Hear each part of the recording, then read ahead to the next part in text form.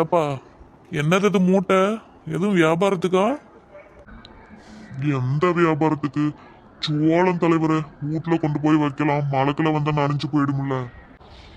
ஏப்பா, ஒன்னுதுதான் சோளத்தட்டு அவன் அந்த கந்தசாமி கேட்டிருந்தான்ல மாட்டுக்கு வேணும்னு சொல்லிட்டு. ஏன் அப்புறம் கொடுக்கலையா? நீயே வேணும்னு வச்சுக்கிட்டியா? அவன் என்னத்த கேட்டான்? விலைக்கு கேக்குறான், சும்மா கேக்குற மாதிரி கேக்குறான். நானு குடுக்கல, போ நானே வச்சுக்கிறேன்னு சொல்லிட்டேன். சோளத்தட்டு நல்லா அடம்பா தானே இருந்துச்சு, என்னத்துக்கு அப்படி கேட்டிருப்பான் அவன்?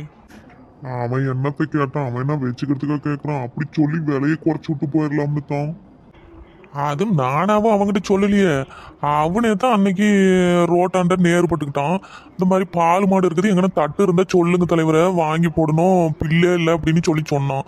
எனக்கும் ஓன் தட்டு தான் நினப்பு வந்துச்சு. அது நல்லா அடர்த்தியா கருன்னு நல்லா இருந்துச்சு, அதனால சொன்னேன்.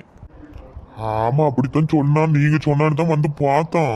பார்த்துட்டு தட்டு ஒண்ணு முத்தி போச்சு, எல்லாம் பெருச்சாகுது, மாட்டு வாயை கிழிச்சு போடும் அப்படி இப்படின்னு, விலை கம்மியா கூட அப்படி இப்படின்னா. போடா, ஒன்றும் வாங்கிதான் நீ வாங்கித்தான் நான் பொழைக்கணும்னு அவசியம் இல்லை, நானே அறுத்து வச்சு பூட்டையை பொறுக்கி அடிச்சு வச்சுக்கிறேன் அப்படின்னு சொல்லிட்டேன். விலைய குறைக்கிறதுக்கு என்னென்ன சாக்கு சொல்றாங்க பாரு. வேணான்னா வேணான்னு இப்படி போக வேண்டியதானே. அது என்ன முத்தி போச்சு, தட்டு வாயை கழிச்சுப்படும் அப்படி இப்படின்னுக்கிட்டு இப்படித்தான் திரியிறாங்க. இதுக்கு தான் நம்ம ஒரு இடத்துல இவங்களுக்குலாம் தட்டு இருக்குது பில்லு இருக்குதுன்னே சொல்லக்கூடாது. ஆட உடுங்க தலைவரை, இப்ப என்ன கெட்டு போச்சு? நாமளே அறுத்து வச்சு அப்புறம் அடுத்த போகும் மழைக்கில வந்தா விரைச்சு விட வேண்டியதான். போய் சோளம் வேலை கொடுத்து வாங்கினா கிலோ 200 சொல்றாங்க.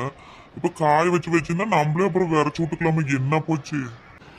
ஆமாப்பா, அதுவும் நல்லதுதான். அந்த வரத்தட்ட குத்தேறி போட்டு வை, என்னப்பா ஊச்சியா போயிருது. அவளுதான் குத்தேறி போட்டு வச்சு அப்புறம் மழை காலத்துல நல்லா போட்டாட்டம் தின்னு போடுறா.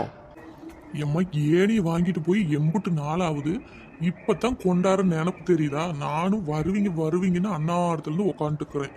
அந்த பயலுங்க வந்து பெயிண்ட் அடிக்கிறதுக்கு ஏன் இல்ல, போய் வாங்கிட்டு வாங்க தலைவர், ரெடி பண்ணி கொடுங்கன்னு போட்டு என்ன ராவடி கட்டுறாங்க. போன் போட்டு எம்புட்டு நேரம் ஆகுதுமா, இப்பதான் வரீங்க ரெண்டு பேரும். ஏன் தலைவரே, நீங்க போன் போட்டதுமே ஓடியாந்துட முடியுமா? நாங்க சோறு கீறு குடிச்சுட்டு ஓடியார வேணாம். ஏமா, பஞ்சாயத்து ஆபீஸுக்கும் உங்க வீட்டுக்கும் எவ்வளவு தூரமா? ஒரு எட்டு வந்து கொடுத்துட்டு போய் சோறு குடிச்சா வானான்னுப்படுமா?